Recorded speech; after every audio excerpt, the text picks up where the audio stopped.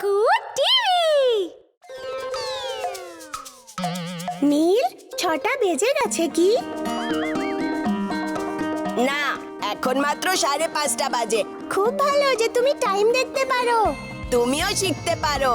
কুকু TV kids app download করো और एवरीडे कुछ नया सीखो।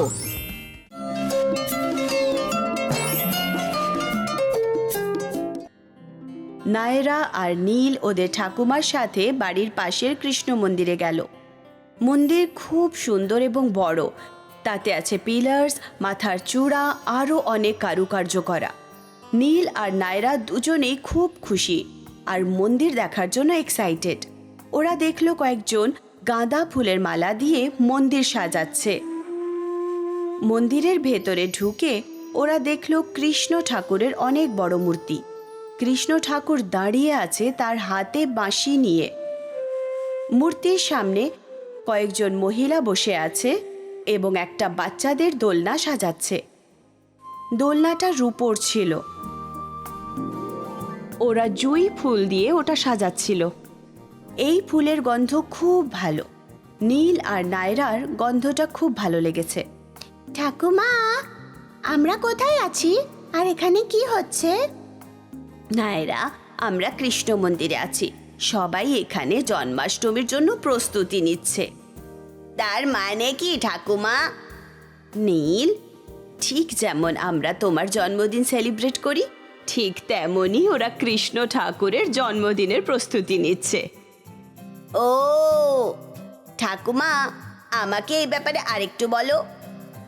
ও হ্যাঁ ঠাকুমা, আমাদের সব কিছু বলো।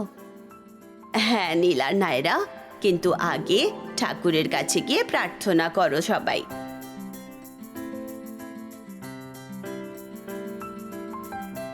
নীল, নায়রা আর ঠাকুমা ভগবান কৃষ্ণের বড় মূর্তির সামনে গেল। ওরা হাত জোড় করলো আর ওনার সামনে প্রার্থনা করলো। তারপর ঠাকুমা ওখানে গেল যেখানে দোলনাটা সাজানো হচ্ছিল। নীল, নায়রা, এই দেখো, তোমরা কি জানো এখানে কি হচ্ছে? না ঠাকুমা, ওরা কি করছে? ওরা ছোট্ট কৃষ্ণ ঠাকুরের জন্য একটা দোলনা সাজাচ্ছে।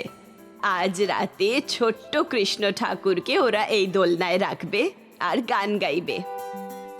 কি ধরনের গান ঠাকুমা? ভগবান কৃষ্ণের গান, ওনার জন্মদিনের গান, ওনার পছন্দের গান, ওনার ছোট্টবেলার গান, এই সব কিছু। নীল, নায়রা, তোমরা কি জানো কৃষ্ণ ঠাকুর খুব দুষ্টু ছিলেন, ঠিক তোমাদের দুজনের মতো। ঠাকুমা, তুমি বললে ভগবান কৃষ্ণের যা যা পছন্দ ওরা তাই গাইবে? হ্যাঁ নায়রা, ঠিক বলেছ। ওনার সবচেয়ে কি পছন্দ? নায়রা, এটা হয়তো তোমার জানা উচিত। তুমি যেটা সবচেয়ে ভালোবাসো সেটাই উনি ভালোবাসতেন। বাটার? হ্যাঁ সোনা, ভগবান কৃষ্ণ বাটার ভালোবাসেন। উনি এমন একটা গ্রামে থাকতেন যেখানে সবার কাছে গরু ছিল। অনেক দুধ পাওয়া যেত, অনেক দই, মাখন, পনির পাওয়া যেত।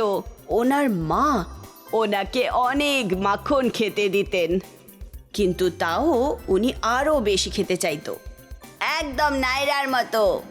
ও রান্নাঘরে যায় যখন ওকে কেউ দেখতে পায় না, আর ও ফ্রিজ থেকে বাটার খেয়ে নেয়।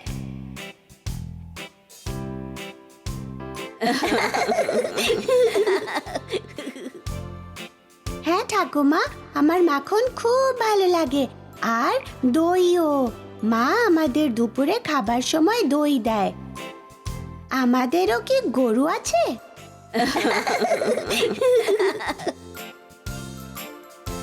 না আমার সোনা নায়রা, আমাদের গরু নেই। তোমরা কি জানো ভগবান কৃষ্ণ যতটা বাটার ভালোবাসতো ততটাই দইও ভালোবাসতো। আগেকার দিনে মাটির কলসিতে সবাই দই আর বাটার রাখতো। ভগবান কৃষ্ণ তার বন্ধুদের সাথে গিয়ে সব মাটির কলসি ভেঙে দিয়ে সমস্ত মাখন আর দই খেয়ে নিতেন। ও, অনেক দই আর বাটার। হ্যাঁ, সেই জন্য কালকের অনুষ্ঠানে আমরা এই শহরের অনেক জায়গায় দেখব হাঁড়ি ভরা মাখন আর দই ঝুলছে। অনেক লোকেরা, ছেলে এবং মেয়েরা শহরের বিভিন্ন প্রান্তে গিয়ে এই মাটির হাঁড়ি ভাঙে। ভগবান কৃষ্ণ আর ওনার বন্ধুদের মতো। হ্যাঁ নায়রা, ওদেরই মতো। এসো আমরা এখানে বসি আর তোমাদের আরো অনেক গল্প বলবো। কালকে যে অনুষ্ঠানটা হবে সেটা দই হান্ডি নামে পরিচিত সব জায়গায়, মানে এক হাঁড়ি দই। এই ছেলেরা এবং মেয়েরা যারা কৃষ্ণ ঠাকুরকে ভালোবাসতেন তাদের গোবিন্দা আর গোপিকা বলা হয়। এই গোবিন্দা আর গোপিকারা একে অপরের ঘাড়ের ওপরে উঠে একটা পিরামিড বানিয়ে নেয় আর তারপর ওপরে ওঠে।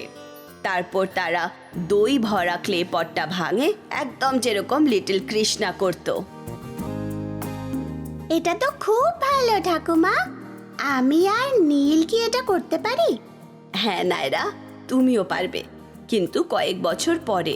তুমি এখন খুবই ছোট এর জন্যে, কিন্তু তোমাকে প্রচুর প্র্যাকটিস করতে হবে।